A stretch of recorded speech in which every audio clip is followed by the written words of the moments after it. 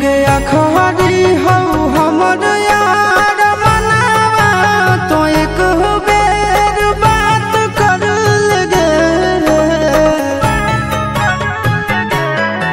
हो गया खरी हो हमर यार मनावा तो एक बेर बात कर लगे। हो गे सोना यारवा हो भरती पटनवा में आके मुलाकात कर लेगे।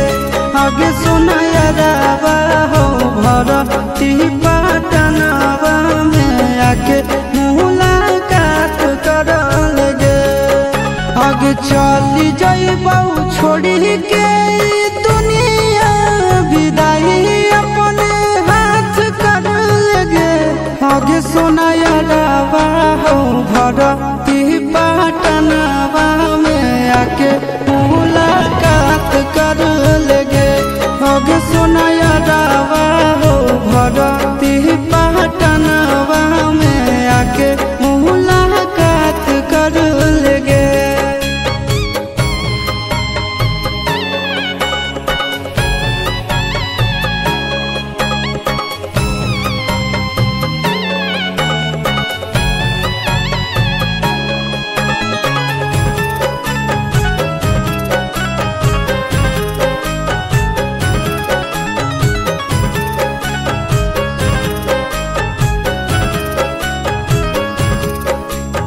मरे घड़ी पनिया पिलाई दी है जान गे।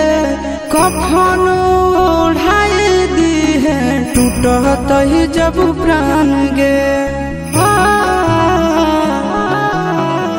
मरे घड़ी पनिया पिलाई दी है जान गे। कफन ओढ़ाई दी है टूटत ही जब प्राण गे। आगे हमारा से तोरा जाती प्यार होता भेंट साक्षात कर लगे। आगे सोना यारवा हो भरती पटनवा में आके मुलाकात कर लेगे। आगे सोना यारवा हो भरती पटनवा में आके मुलाकात कर लेगे।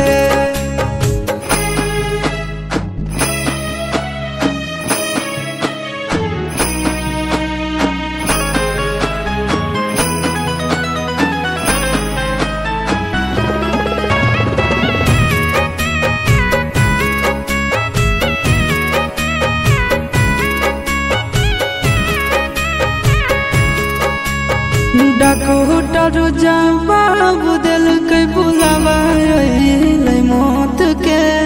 देखी के चेहरा जानू चल जाई है लौट के।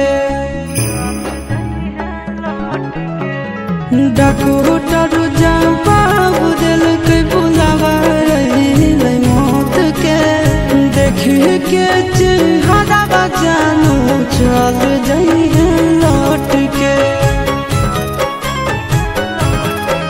आगे अमन आलम दिला आशीष नंदन से औरी विश्वासघात कर लगे। आगे सोना यारवा हो भरती पटनवा में आके मुलाकात कर लेगे। आगे सोना यारवा हो भरती